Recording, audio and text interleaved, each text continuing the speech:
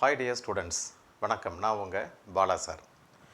இன்றைக்கி நம்ம பார்க்க போகிற கான்செப்ட் பரிமாற்று மின் தூண்டல் மியூச்சுவல் இண்டக்ஷன். இதுக்கு முன்னாடி பார்த்த வீடியோவில் செல்ஃப் இண்டக்ஷன் பார்த்தோம். ஒரு லாங் சொலினாய்டு, ஒரு நீண்ட வரிச்சுருளுக்கான தன்மின் தூண்டல் எண் அல்லது தன்மின் தூண்டல் குணகம் எப்படி இருக்குது, எதையெல்லாம் சார்ந்தது, டிபெண்டிங் ஃபேக்டர்ஸ் என்ன அப்படிங்கிறத நம்ம டிஸ்கஸ் பண்ணோம். இப்போ செல்ஃப் அப்படின்னாவே ஒரே ஒரு காயில் அப்படின்னு அர்த்தம். ஆனால் மியூச்சுவல் பரிமாற்று அப்படின்னு சொல்லும்போது ரெண்டு காயில் வரும். நீங்கள் ஒரு வார்த்தை கேள்விப்பட்டிருப்பீங்க, மியூச்சுவல் அண்டர்ஸ்டாண்டிங் அப்படின்னு சொல்லுவாங்க. ஃப்ரெண்ட்ஸுக்கு இல்லை ரெண்டு ஃப்ரெண்டுக்கு நடுவில் அண்டர்ஸ்டாண்டிங் இருக்கும். ஸோ நம்ம கிளாஸ்லேயே பார்த்தீங்கன்னா ரெண்டு பேர் க்ளோஸாக இருப்பாங்க, ரெண்டு ஃப்ரெண்ட்ஸ் க்ளோஸாக இருக்காங்க அப்படின்னா அவங்களுக்குள்ள மியூச்சுவல் அண்டர்ஸ்டாண்டிங் ஸ்ட்ராங்காக இருக்கும் அப்படின்னு அர்த்தம். இந்த மியூச்சுவல் அண்டர்ஸ்டாண்டிங் அப்படின்னா எப்படின்னா, ரெண்டு பேருக்கும் லாபம் ப்ளஸ்னால் ரெண்டு பேருக்குமே, அதே போல் மைனஸ்னாலும் ரெண்டு பேருக்குமே அந்த இம்பேக்ட், அந்த விளைவு அந்த இன்ட்ராக்ஷன் சமமாக இருக்கும். ஸோ இவர் ஒரு இன்றைக்கி ஒரு 10 ரூபா செலவு பண்ணார்னா அவர் நாளைக்கு அதே 10 ரூபா செலவு பண்ணுவார். ஸோ இவருக்கு என்ன கஷ்டமோ அந்த கஷ்டத்தை அவரும் ஏற்றுப்பார். அந்த மாதிரி உள்ள அண்டர்ஸ்டாண்டிங் பேர் தான் மியூச்சுவல் அண்டர்ஸ்டாண்டிங் அப்படின்னு நம்ம சொல்கிறோம். அதே மாதிரி இங்கே மியூச்சுவல் இண்டக்ஷனில் என்ன நடக்குது அப்படின்னா, we are going to choose two coils. ரெண்டு கம்பிச்சுருள்கள் நம்ம எடுத்துக்க போகிறோம். ஒரு கம்பிச்சுருளில் மின்னோட்டம் மாறும் பொழுது இன்னொரு கம்பிச்சுருளோடு தொடர்புடைய காந்தப்பாயம் மாறி மின்னியக்கு விசையை தூண்டுகிறது. அது ஒரு கேஸ். அதே போல் ரெண்டாவது காயிலில் மின்னோட்டம் பாயும் பொழுது அதில் ஏற்படக்கூடிய மாற்றமானது முதலாவது கம்பிச்சுருளுக்கு ஒரு காந்தப்பாய மாற்றத்தை கொடுக்கிறது. அங்கேயும் மின்னியக்கு விசை தூண்டப்படுகிறது. இந்த ரெண்டு கம்பிச்சுருள்களுக்கு இடைப்பட்ட அந்த பரிமாற்று தூண்டல் குணகம் அல்லது பரிமாற்று தூண்டல் எண் சமமாக இருக்கும். அந்த காரணத்தினால தான் இதை மியூச்சுவல் இண்டக்ஷன் அப்படிங்கிற வார்த்தையால் நம்ம குறிப்பிடுறோம். So the coefficient of mutual induction between the two coils one on the another will be equal to each other அப்படிங்கிறத நம்ம coaxial காயில்ஸ் எடுத்துக்கிட்டு, ரெண்டு காயில் எடுத்துக்கிட்டு ப்ரூவ் பண்ண போகிறோம். ஸோ அதிலேருந்து நமக்கு புரிஞ்சுக்கலாம் பரிமாற்று மின் தூண்டல் அப்படின்னா என்ன அப்படிங்கிறத பொறுத்து நம்ம அதை தெரிஞ்சுக்கலாம். ஸோ அதுதான் ரெண்டு பேரும் ஏற்படுத்தக்கூடிய விளைவுகள் சமமாக இருக்கும். ஸோ அதை தான் நம்ம பரிமாற்று மின் தூண்டல் அப்படின்னு இங்கே சொல்கிறோம். ஜென்ரல் கேஸில் மியூச்சுவல் அண்டர்ஸ்டாண்டிங் அப்படிங்கிறது அண்டர்ஸ்டாண்டிங் ஈக்குவலாக இருக்கும் அப்படிங்கிறதான் கான்செப்ட். வேறு ஒன்றும் நம்ம புதுசாக இதுக்கு விளக்கம் தர தேவையில்லை. இந்த கேஸை பொறுத்த வரைக்கும் நம்ம ரெண்டு காயில் எடுத்துக்க போகிறோம். So let us consider the first coil. இதை நீங்கள் ப்ரைமரி காயில்னு சொன்னாலும் சரிதான், இல்லை காயில் 1, அதாவது காயில் 1ன்னு சொல்கிறேன். இது வரிச்சுருள் 1 அல்லது கம்பிச்சுருள் 1ன்னு வச்சுக்கலாம். அதே மாதிரி இன்னொரு காயில் இருக்குது, இதில் நம்பர் ஆஃப் டர்ன்ஸ் வேறு. ஸோ இது காயில் 2, சரியா? இது எப்படி எடுத்துக்கணும் அப்படின்னா, அது ரொம்ப முக்கியமானது. காயில்ஸோட பொசிஷன், அந்த என்ன சொல்லுவாங்கன்னா, அந்த அந்த அலைன்மெண்ட் பார்த்திங்கன்னா ரொம்ப க்ளோஸாக இருக்கணும். அந்த கம்பிச்சுருள்கள் அருகருகாமையில் வைக்க வேண்டும். அப்போ தான் இதில் ஏற்படக்கூடிய காந்தப்பாயம் இந்த ரெண்டாவது கம்பிச்சுருளில் ஒரு பாய தொடர்பை ஏற்படுத்த முடியும். ஓகே, இதில் நம்பர் ஆஃப் டர்ன்ஸ் நம்ம N1 வச்சுக்கலாம், இதில் நம்பர் ஆஃப் டர்ன்ஸ் N2ன்னு வச்சுக்கலாம். இங்கே ஏற்படக்கூடிய பாய தொடர்பு 521 அப்படின்னு நம்ம சொல்ல போகிறோம். இப்போ இது வழியாக போகிற கரண்ட்டு சப்போஸ் I1 அப்படிங்கிற கரண்ட் இது வழியாக போகுது, அல்லது இது வழியாக எப்படி போகுதுன்னு வச்சுக்குவோம். ஸோ என்ன டைரெக்ஷனாலும் நீங்கள் ஃபாலோ பண்ணிக்கலாம். ஸோ இது வழியாக கரண்ட்டு I1 இந்த கம்பிச்சுருள் வழியாக போகும்போது நமக்கு தெரியும் இதில் காந்தப்புலம் உருவாகும் அப்படின்னு நமக்கு தெரியும். ஸோ காந்தப்பாயம் ஏற்படும். இந்த second coil is very close to the first coil. ரெண்டாவது கம்பிச்சுருளானது முதல் கம்பிச்சுருளுக்கு மிக அருகாமையில் இருப்பதால் இந்த ரெண்டாவது கம்பிச்சுருளில் ஒரு பாய தொடர்பு, ஒவ்வொரு அந்த சுருளோடும் பாய தொடர்பு, கான்டாக்ட் ஃப்ளக்ஸ் ஏற்படும். இந்த முதல் கம்பிச்சுருளில் ஏற்படக்கூடிய மின்னோட்டம் மாறும் பொழுது, காலத்தை பொறுத்து நேரத்தை பொறுத்து மின்னோட்டம் மாறுபடுகின்ற பொழுது இதோடு தொடர்புடைய காந்தப்பாயமும் மாறுது. அதனால் ரெண்டாவது கம்பிச்சுருளையும் காந்தப்பாயம் மாறுகின்ற காரணத்தினால இங்கே ஒரு மின்னியக்கு விசை தூண்டப்படுகிறது. இவ்வளோ தான் விஷயம். ஒன்றாவது கம்பிச்சுருளில் கரண்ட்டு போகுது, அது என்ன I1. அதில் மாற்றம் ஏற்படும் போது அந்த காயிலில் இருக்கக்கூடிய காந்தப்பாயம் மாறுமா? ஓகே, மாறும். இப்போ செகண்ட் காயில் ஃபஸ்ட்டு காயிலுக்கு வெரி க்ளோஸாக இருக்கிறதுனால அதில் ஏற்கனவே காந்தப்பாயம் தொடர்பில் இருக்குது. இப்போ இந்த ஃபஸ்ட்டு மேக்னெட்டிக் ஃப்ளக்ஸ் வந்து மாறுற காரணத்தினால with respect to the time இந்த செகண்ட் காயிலில் கான்டாக்டில் இருக்கிற அந்த ஃப்ளக்ஸும் என்ன பண்ணுது, மேக்னெட்டிக் ஃப்ளக்ஸும் வந்து மாறுது. அதனால இந்த செகண்ட் காயிலில் வந்து என்ன ஆகுதுன்னா மின்னியக்கு விசை தூண்டப்படுகிறது அப்படின்னு நம்ம பார்க்குறோம். ஸோ இந்த மொத்த கம்பி சுருளிலும் ஏற்படக்கூடிய மொத்த காந்தப்பாயம் நம்ம என்ன சொல்லுவோம், சுற்றுகளுடைய எண்ணிக்கை வந்து N2 இன்ட்டு 521 சொல்கிறோம். அதாவது ரெண்டாவது காயிலில் ஏற்படக்கூடிய காந்தப்பாய மாற்றம் எதை சார்ந்து மாறுபடுகிறது, depends on the first coil. அதனால் 521 போடுறோம். இஸ் ப்ரொபோர்ஷனல் டு I1 அப்படிங்கிறது உங்களுக்கு தெரியும். முதல் காயிலில் ஃபஸ்ட்டு கம்பிச்சுருளில் பாயக்கூடிய மின்னோட்டத்தை சார்ந்ததுன்னு தெரியும்.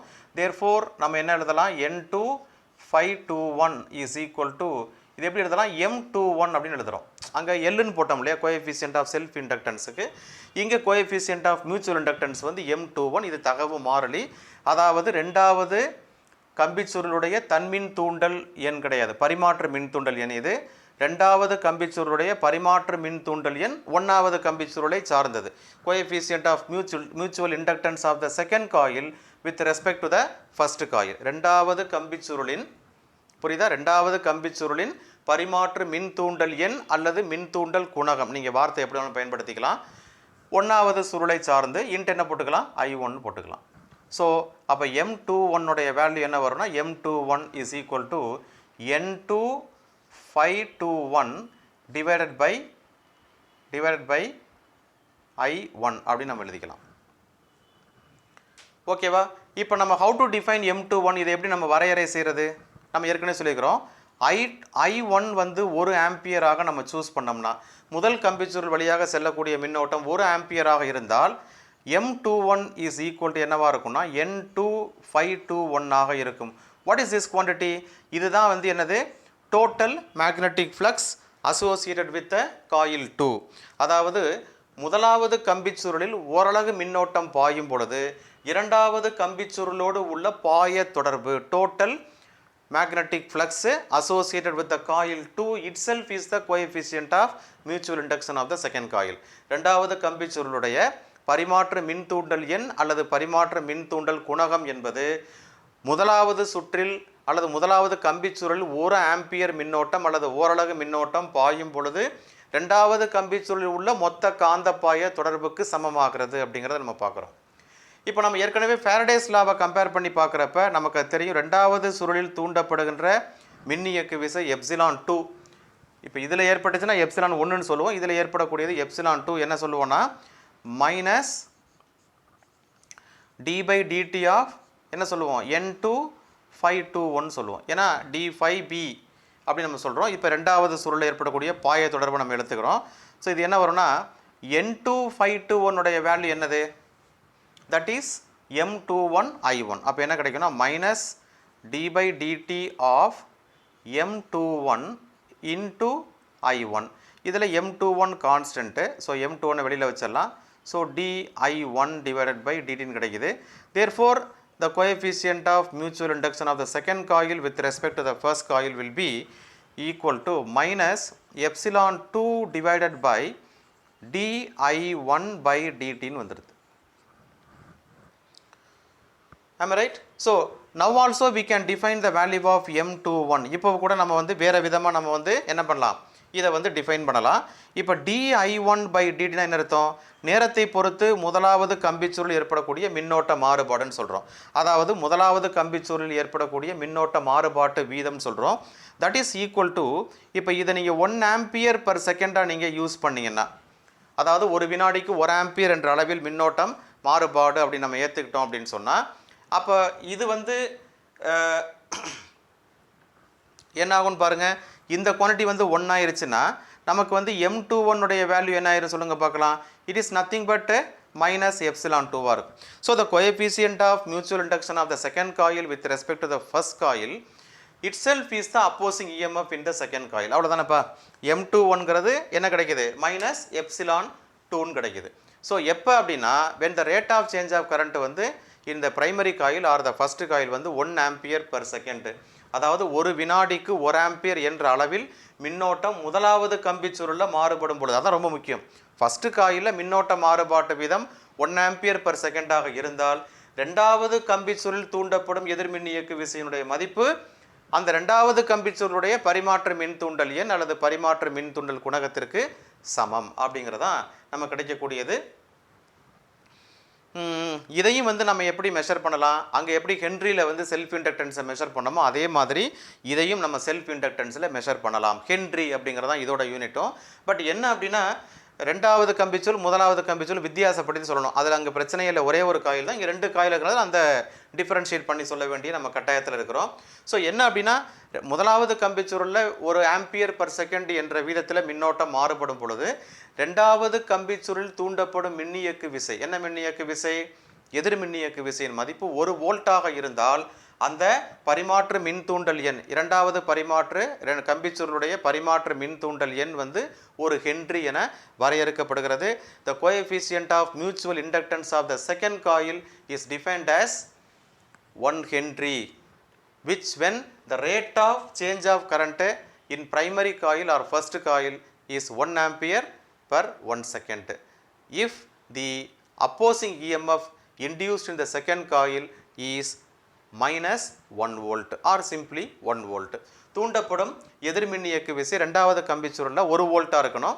முதலாவது கம்பிச்சுருளில் மின்னோட்ட மாறுபாட்டு வீதம் வந்து 1 ஆம்பியர் பர் செகண்டாக இருந்துச்சுன்னா கண்டிப்பாக வந்து அந்த ரெண்டாவது கம்பிச்சுருளுடைய பரிமாற்ற மின் தூண்டல் எண் வந்து 1 ஹென்றி அப்படிங்கிறத நம்ம வரையறை செய்யலாம். இப்போ நீங்கள் சொன்னீங்களே சார் 2 பேருக்கும் வந்து அண்டர்ஸ்டாண்டிங் ஒரே மாதிரி இருந்துச்சுன்னா அதை மியூச்சுவல் அண்டர்ஸ்டாண்டிங் சொல்கிறோம். இப்போ நீங்கள் M21 கண்டுபிடிச்சிங்க, ரெண்டாவது கம்பிச்சுருளுடைய பரிமாற்ற மின் தூண்டல் எண் வந்து நீங்கள் கண்டுபிடிச்சிங்க, முதலாவது கம்பிச்சுருளுக்கு பரிமாற்ற மின் தூண்டல் எண் என்ன வரும் கண்டுபிடிக்க முடியுமா? அதே தான். இப்போ ரெண்டாவது கம்பிச்சுருளில் செல்லக்கூடிய மின்னோட்டம் சப்போஸ் I2ன்னு வச்சுங்களேன், அப்போ என்ன வரும், இதோட தொடர்புடைய காந்தப்பாயம் வந்து என்ன வரும், N1/512ன்னு வரும். 1வது கம்பிச்சுருளின் மீது ரெண்டாவது கம்பிச்சுருள் ஏற்படுத்தக்கூடிய காந்தப்பாயம், magnetic flux linked with the coil 1 with respect to the 2ன்னு வருமா? ஓகே, அப்போ இங்கே என்ன எழுதுவீங்க, இதே கான்செப்ட் தான். N1/512 இஸ் ப்ரொபோர்ஷனல் டு I2ன்னு போட போகிறோம், அவ்வளோதான். அப்போ N1 அப்படியே கம்பேர் பண்ணியே படிச்சுக்கலாம். M512 இஸ் ஈக்குவல் டு இங்கே என்ன வரும், M12ன்னு வரப்போகுது இன்ட்டு I2, ரைட்டா? ஸோ M12ஓட வேல்யூ வந்து N1/512 இஸ் டிவைடட் பை என்ன வரப்பா, I2ன்னு வரும். If you choose I2 is equal to 1 ampere, இங்கே என்ன போட்டோமோ அதே மாதிரி மாற்றி போட்டுக்க வேண்டியதான். This M12 is nothing but என்ன கிடைக்குது, N1/512ன்னு கிடைக்கும். So when the current flows through the second coil is 1 ampere, the total magnetic flux associated with the primary coil or the first coil will be equal to the coefficient of mutual inductance of the first coil. இதை வச்சும் prove பண்ணி காமிக்கலாம். இதை வச்சு prove பண்ணி காமிக்கும் போது உங்களுக்கு என்ன வரும்னா M12 வந்து -ε1 டிவைடட் பை dI2/dt வரும். ஸோ the ரிசல்ட் வந்து பார்த்தீங்கன்னா M12வும் M21ம் ஈக்குவலாக வரப்போகுது அப்படிங்கிறத நம்ம we are going to prove taking 2 coils. 2 கம்பிச்சுருள் எடுத்துக்கிட்டு M12வும் M21ம் ஈக்குவலாக கண்டிப்பாக இருக்கணும். அப்படி இருந்தால் தான் அதுக்கு பேர் மியூச்சுவல் இண்டக்டன்ஸ் நம்ம சொல்ல முடியும். எப்படி மியூச்சுவல் அண்டர்ஸ்டாண்டிங் சொல்கிறோமோ அதே மாதிரி இந்த மியூச்சுவல் இண்டக்டன்ஸுங்கிறத நம்ம இதை வச்சு தான் சொல்ல முடியும். ஒரு கிளான்ஸ் அப்படியே பாருங்கள், பார்க்கலாம் புரியுதான்னு.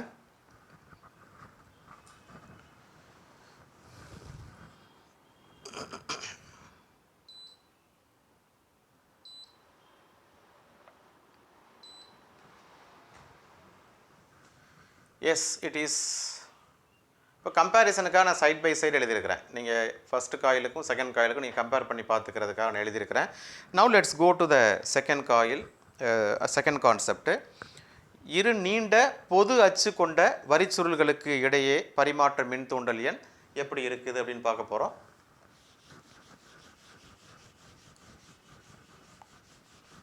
கண்டிப்பாக இதெல்லாம் நீங்கள் பைஹார்ட் பண்ணி படிக்கவே முடியாது, மனப்பாடம் பண்ணி எழுதவே முடியாதுங்கிறத நல்லா மைண்டில் வச்சுங்க. நல்லா புரிஞ்சுக்கிட்டால் மட்டும்தான் நீங்களாக தெளிவாக எழுத முடியும். ஸோ அது ரொம்ப கேர்ஃபுல்லாக இருங்க. ஏன்னா ஒரு 2 ஸ்டெப்பு கூட நம்ம சரியாக மனப்பாடம் பண்ணி எழுத முடியாது. கம்ப்ளீட்டாக கான்செப்டை தரவாக புரிஞ்சுக்கிட்டால் மட்டும்தான் நம்ம எழுத முடியும். Okay, let's go to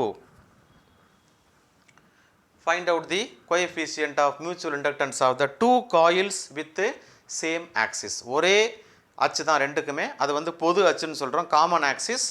2 solenoids are going to be taken. So 2 கம்பிச்சுருள் எடுக்கிறோம், இங்கே வரைஞ்சிக்கலாமா? ஸோ ஒரு கம்பிச்சுருள் வந்து பெரிய கம்பிச்சுருள், பெரிய சொலினாய்டு எடுத்துக்கிறோம். ஓகே, இது ஒரு காயில். ஆக்சிஸ் வந்து இது. So this is one coil and this coil is, இது காயில் 1, காயில் 1 இது. இதோட ஏரியா ஆஃப் கிராஸ் செக்ஷன் வந்து, இதோட area of cross section say A1 வச்சுக்கலாம், area of cross section. And then we are going to number of turns also N1. Length வந்து same length, அது மட்டும் ஞாபகம் வச்சுங்க. லெங்க்த்து வந்து same length, area of cross section மட்டும்தான் மாறுது. And also number of turns வந்து மாறுது. இதில் நம்பர் ஆஃப் டர்ன்ஸ் வந்து N1 இருக்க போகுது. உள்ளர ஒரு காயில் போடுறேன். ஸோ அதோட ஏரியா ஆஃப் கிராஸ் செக்ஷன் வந்து இஸ் டிஃப்ரெண்ட்டு, பட் ஆக்சிஸ் வந்து ஒன்று தான். ஸோ இங்கே we have number of turns, different number of turns. Axis வந்து 1. ஓகேவா? ஸோ இதோட ஏரியா ஆஃப் கிராஸ் செக்ஷன் வந்து A2ன்னு வச்சுக்கலாம். இது A2. லெங்க்த்து வந்து சேம் லெங்க்த்தை நம்ம எடுத்துக்கிறோம். நம்பர் ஆஃப் டர்ன்ஸ் வந்து பார்த்திங்கன்னா இதோட நம்பர் ஆஃப் டர்ன்ஸ் வந்து let it be N2வாக இருக்க போகுது. இதோட நம்பர் ஆஃப் டர்ன்ஸ் வந்து let it be N1.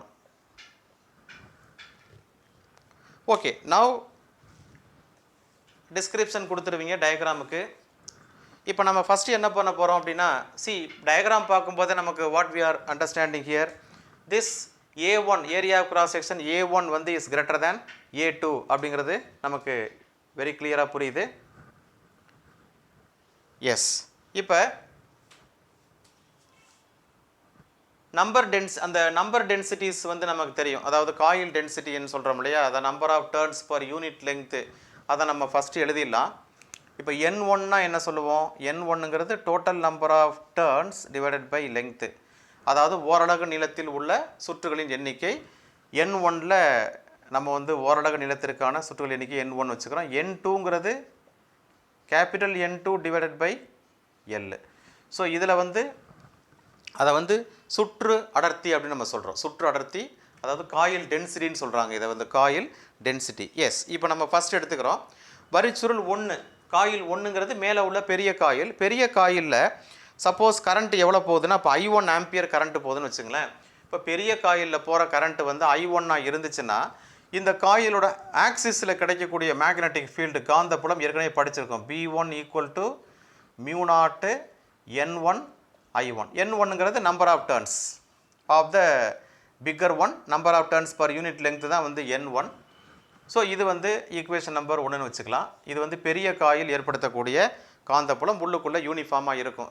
இதில் அசியூம் பண்ண வேண்டியது என்னென்னா, magnetic field inside the solenoid வந்து யூனிஃபார்ம், அண்டு எண்டை பொறுத்த வரைக்கும் கொஞ்சம் யூனிஃபார்மாக இருக்காது. இருந்தாலும் கூட அதை நம்ம என்ன பண்ணிடுறோம், இக்னோர் பண்ணிடுறோம். We consider only the uniform magnetic field inside the 2 solenoids அப்படிங்கிறத மட்டும் நம்ம எடுத்துக்கிறோம்.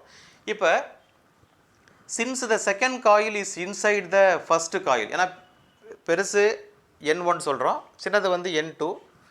அதனால் வந்து பார்த்திங்கன்னா இதோட என்டையர் மேக்னெட்டிக் ஃபீல்டில் வந்து உள்ளுக்குள்ளே இருக்குது.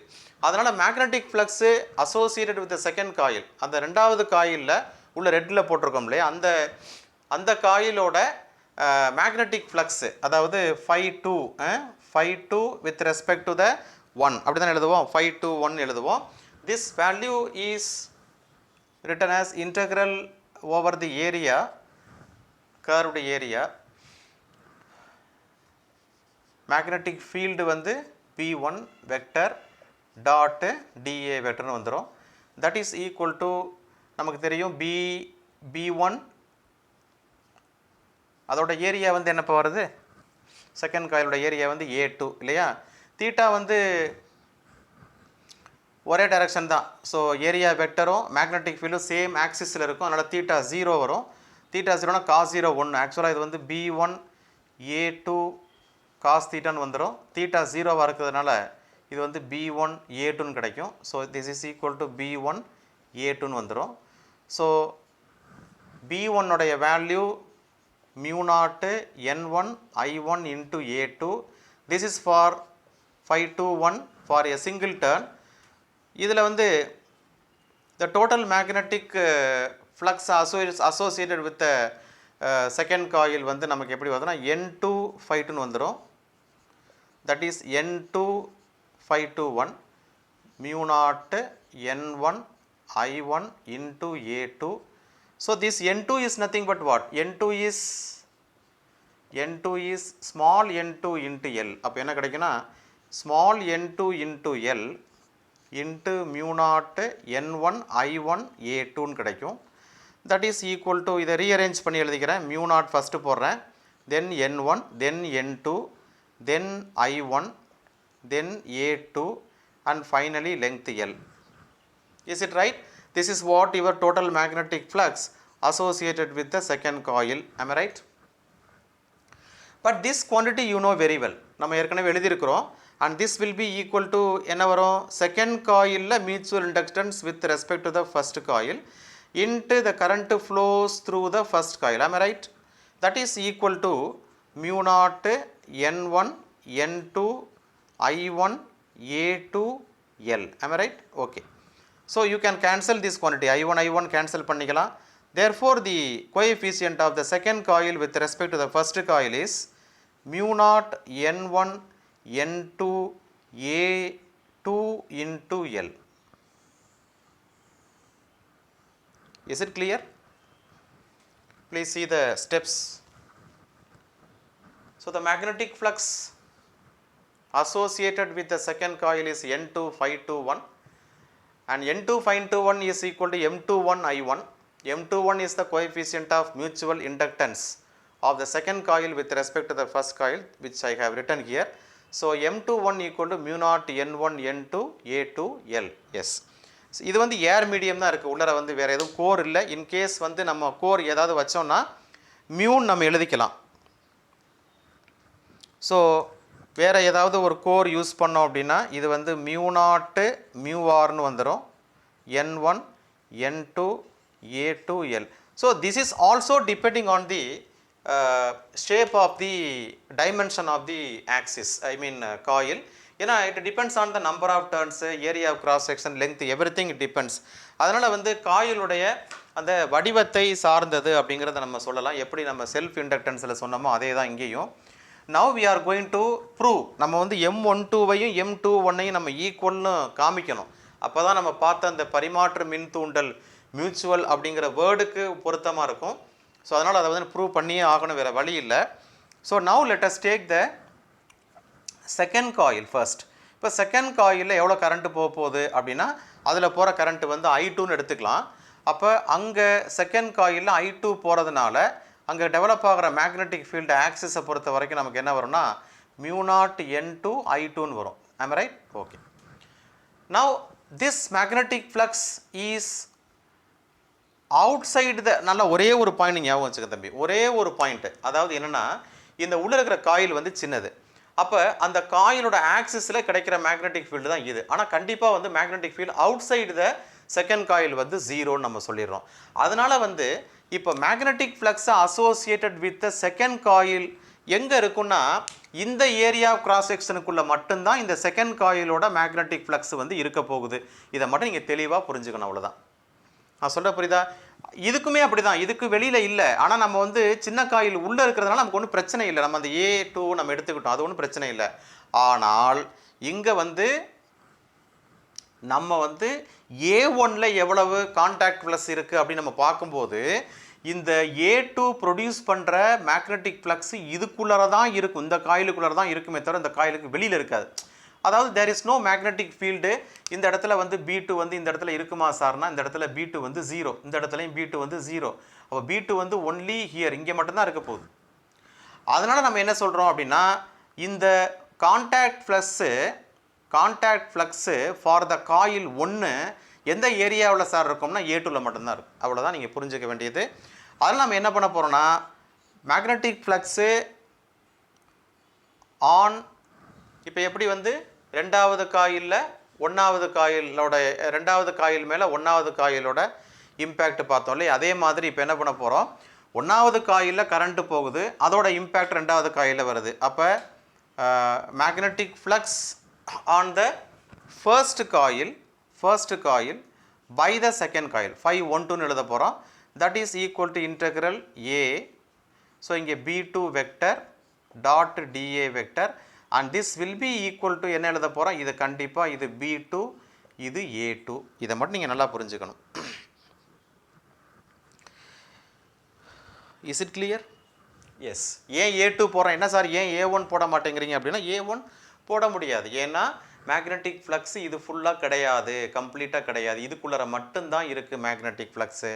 அதனால் இந்த ஃபஸ்ட்டு காயிலோட அசோசியேட்டாக இருக்கிற மேக்னெட்டிக் ஃப்ளக்ஸ் வந்து எந்த காயிலுக்குள்ளே இருக்கிற மேக்னெட்டிக் ஃப்ளக்ஸை தான் நம்ம எடுத்துக்க முடியும்னா, இந்த செகண்ட் காயிலில் உள்ளே இருக்கிற மேக்னெட்டிக் ஃப்ளக்ஸை மட்டும்தான் நம்ம எடுத்துக்க முடியும். அதோட area of cross section A2. இது புரியுதா? புரிஞ்சுக்கிறதுக்கு ட்ரை பண்ணுங்கள். ஓகே, இப்போ நாம் என்ன சொல்ல போகிறோம் அப்படின்னா, இந்த 512 அப்படிங்கிறது டோட்டல் நம்பர் ஆஃப் டர்ன்ஸ் இந்த ஃபஸ்ட்டு காயில் N1, N1 512 நம்ம எப்படி எழுதலாம்? இப்போ N1ங்கிறது ஸ்மால் n1 இன்ட்டு L, 512ங்கிறது B2 A2, that is equal to N1 L. What is your B2? Is mu naught N2 I2 into A2. Yes, you know very well what about this quantity.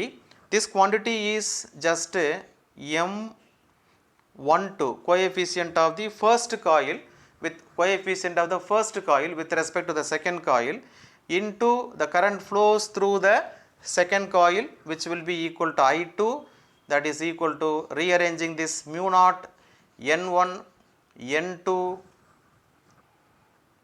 I2 A2 into L. So which quantity is cancelled here? I2 is cancelled here. Therefore you can write it as mu M12 is equal to mu naught N1 N2 A2 L. This is for your M12. This is the magnetic coefficient of mutual inductance of the first coil with respect to the second coil. Here coefficient of mutual inductance of the second coil with respect to the first coil. See the expression mu naught N1 N2 A2L, mu naught N1 N2 A2L. So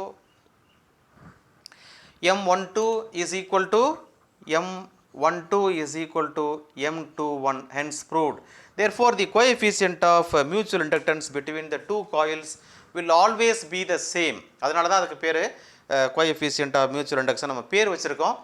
இந்த முக்கியமான ஒரு property தான் வந்து நம்ம பின்னாடி படிக்க போகிற டிரான்ஸ்ஃபார்மரில் வந்து யூஸ் ஆக போகுது.